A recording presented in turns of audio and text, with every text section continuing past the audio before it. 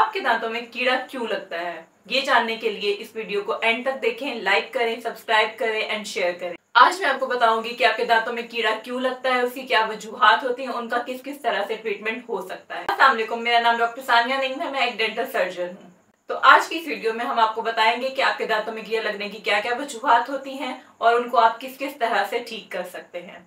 80 to 90% लोगों में कीड़ा लगने की शिकायत होती है और अगर आप उसको इग्नोर करते हैं तो वो आगे बढ़ सकती है और उसकी वजह से वो ज्यादा पेनफुल हो सकता है।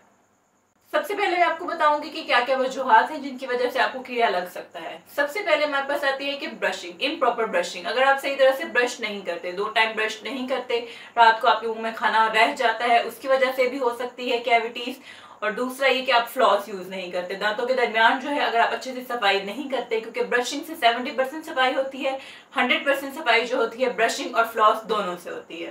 सेकंड नंबर पे हमारे पास आते हैं जीरोस्टोमिया, जिनको ड्राई माउथ होता है, जिनको मुंह सूखने की शिकायत होती है, जिनका स्लाइवा कम होता है, उनमें भी कैविटीज के चांसेस जो होते हैं वो ज्यादा होते हैं। थर्ड नंबर पे वो लोग आते हैं जिनके ब्रेसेस लगे हों, क्योंकि ब्रेसेस में इम्प्रॉपर ब्रशिंग होती है, उनमें भी चांसेस ज्यादा होते हैं कैविटी के।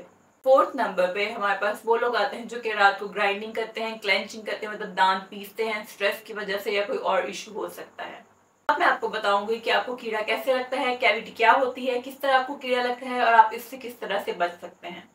कैविटी को जानने के लिए सबसे पहले आपको दांत की साख को जानना जरूरी है कि टूथ का स्ट्रक्चर कैसा होता है। सबसे पहली जो हमारे पास दांतों की लेयर आती है वो है इनेमल, जो कि हड्डी से भी ज्यादा मजबूत होती है। ये सख्त होती है, व्हाइट कलर की होती है, ये सेंसिटिव नहीं होती, ये एक बैरियर होता है हमारे पास। जो हमारे पास लेयर आती है इनेमल के बाद वो होती है डेंटिन। डेंटिन जो होती है वो सॉफ्ट होती है, येलो होती है, इसमें हमारे पास सेंसिटिविटी जो होती है आपको फील होती है। थर्ड नंबर पे हमारे पास आती है पल्प चैम्बर और पल्प। उसमें जो होता है हमारे पास ब्लड वेसल्स होती हैं, नर्व्स होती हैं, ब्लड होता है। ये जो होता है हमारे पास हमारे दांतों को न्यूट्रिशन प्रोवाइड करती है। पल्प में हमारे पास जो नर्व्स होती हैं उनकी वजह से आपको दांतों में जो ठंडा गर्म फील होता है वो उसकी वजह से होता है। पहले हम जानेंगे कि दांतों में कीड़ा किस तरह लगता है। दांतों में कीड़ा इस तरह लगता है कि सबसे पहली जो लेयर होती है इनेमल, वो थिन होना शुरू हो जाती है और उसकी वजह से कैविटी होती है। अब वो किस तरह थिन होती है, आप ब्रशिंग ठीक से नहीं करेंगे, फूड पार्टिकल्स आपके मुंह में रह जाएंगे, तो जो बैक्टीरिया हैं वो उन फूड पार्टिकल्स को खाते हैं और उससे एसिड प्रोड्यूस होता है। एसिड जो होता है वो इनेमल को थिन करना शुरू कर देता है, डिसोल्यूशन होती है, डीमिनरलाइजेशन होती है हमारे पास इनेमल की, वो उसको खाना शुरू कर देता है। जितने ज्यादा बैक्टीरिया होंगे उतनी ज्यादा इनेमल थिन होती जाएगी और उसके रिजल्ट में हमारे पास क्या होगा कि एक सुराख बन जाएगा जिसको हम कैविटी कहते हैं।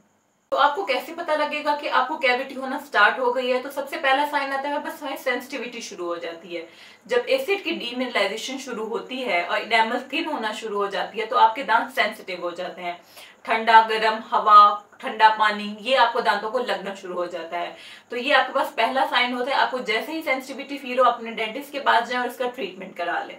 अगर कैविटी आपकी इनेमल तक है और आपने उसको ट्रीट नहीं कराया तो कैविटी जो होती है स्प्रेड करते करते इनेमल से डेंटिन तक पहुंच जाती है। डेंटिन जो होती है वो सॉफ्ट होती है, उससे रैपिड प्रोग्रेशन होती है। बस इनेमल की डीमिनरलाइजेशन होती है तो सबसे पहले व्हाइट स्पॉट बनता है, फिर वो ब्राउन होता है और फिर उसके बाद ब्लैक होता है, जिससे कैविटी बन जाती है जो कि सुराख होता है।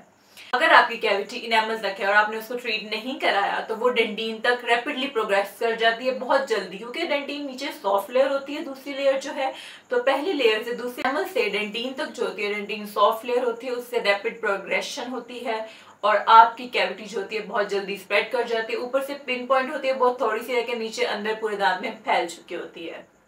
तो उसमें हमारे पास जो कैविटी में अफेक्टेड और इन्फेक्टेड एरिया है उसको क्या करेंगे, हम क्लीन करेंगे, वो साफ होगी और उसकी फिलिंग हो जाएगी। अगर आपकी कैविटी अभी इनेमल और डेंटिन तक है तो वो फिलिंग से ठीक हो जाएगी, लेकिन पहली लेयर से इनेमल से डेंटिन, डेंटिन से फिर थर्ड लेयर पल्प में अगर चली जाती है, अगर आपकी इन्फेक्शन पल्प तक पहुंच जाती है तो फिर आपको रूट कैनाल ट्रीटमेंट करना पड़ता है।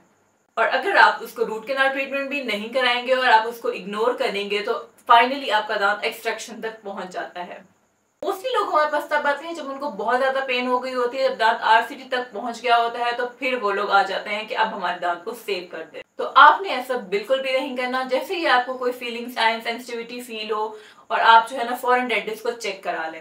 आप हर 6 महीने बाद अपने डेंटिस्ट को विजिट करें, ताकि कोई भी इनिशियल केसेस है, शुरू में कीड़ा लगना शुरू हो रहा है या आपकी ओरल हाइजीन अच्छी नहीं है, तो डेंटिस्ट आपको गाइड कर देंगे, because delay is always expensive. उम्मीद है कि आपको आज की वीडियो पसंद आई होगी। अगर आपको कैविटी से रिलेटेड कोई भी क्वेरीज हैं तो आप कमेंट सेक्शन में मेरे से पूछ सकते हैं। Thank you. तो मिलते हैं नेक्स्ट वीडियो में, तब तक के लिए अल्लाह हाफिज।